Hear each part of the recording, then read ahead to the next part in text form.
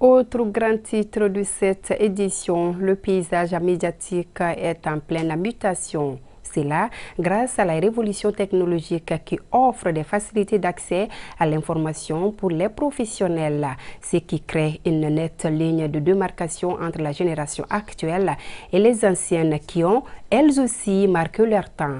Des anciennes qui invitent les jeunes au respect de l'éthique et de la déontologie. C'est le grand format de la rédaction ce soir, une réalisation de Arunaki Adambili.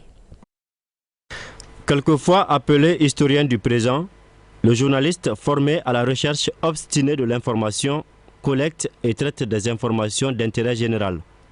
Cela répond à des exigences qui ont pour nom l'exigence morale, l'exigence professionnelle, pratique.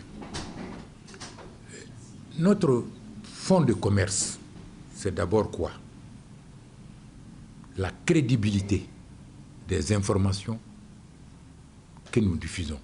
Parce que notre pratique au quotidien, c'est aller à la collecte de l'information, analyser, donc traiter et diffuser. Il faut qu'il tienne compte de deux principes fondamentaux qui guident tout homme ou toute communauté en tout temps et en tout lieu. C'est les besoins et les intérêts. Quand tu parles aux gens ou tu essaies de faire lire aux gens des choses qui ne sont pas en prise sur leurs besoins et leurs intérêts, ils ne trouveront pas d'importance à cela. L'exigence, c'est le professionnalisme. L'exigence, c'est la vérification des faits. L'exigence, c'est aussi et surtout la vérité. Cela est extrêmement important.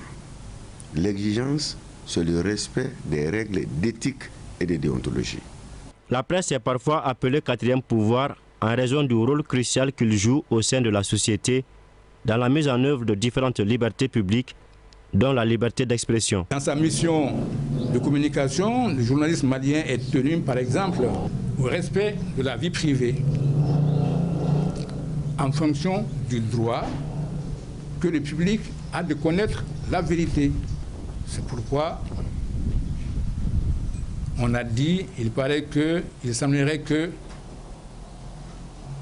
ce n'est pas une information vérifiée. Dans notre société, la vérité est différente de la sincérité. L'équilibre dans le traitement de l'information. En Bambara, on vous dira, si tu veux désigner nommément toutes les parties de ton corps, tu finis par t'insulter. Alors qui aimerait s'insulter lui-même? Le journaliste doit toujours avoir en tête qu'il n'est pas hors de la société dans laquelle il travaille. Et quand il se met à dire ou à écrire ce qui crée la tension dans la société, ce qui fait en sorte qu'il n'y a pas de communion, il n'y a pas de compréhension, il n'y a pas de solidarité, il n'y a pas de tolérance entre les individus de la société dans laquelle lui-même il est un élément, les conséquences, il pourra aussi les subir.